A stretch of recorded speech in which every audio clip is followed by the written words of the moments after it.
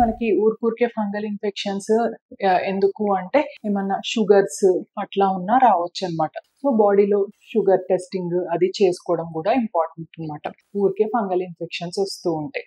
Next వచ్చేసి ఏంటి అంటే మనము ఇంకొకటి ఆ ప్రైవేట్ పార్ట్స్ దగ్గర డియోడ్రెంట్స్ కానీ సో ఫ్రాగ్రెన్సెస్ అనేవి లేకుండా, కొన్నిసార్లు ఏంటి అంటే మనకి బట్టలకి అనుకోకుండా ఎక్కువ డిటర్జెంట్ యూజ్ చేయడం వల్ల కూడా ఇరిటేషన్, ర్యాష్ లాంటిది డెవలప్ అవ్వచ్చు అనమాట. సో అట్లాంటివన్నీ లేకుండా మనం జాగ్రత్తలు తీసుకోవాలి.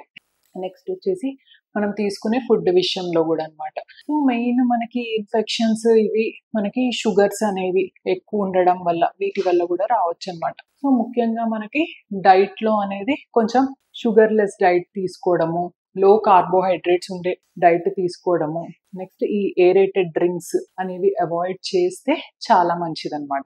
నెక్స్ట్ వచ్చేసి మనకి ఫుడ్ లో కూడా ప్రోబయోటిక్స్ అనేవి ఎక్కువగా ఉండేటట్టు చూసుకోవాలన్నమాట.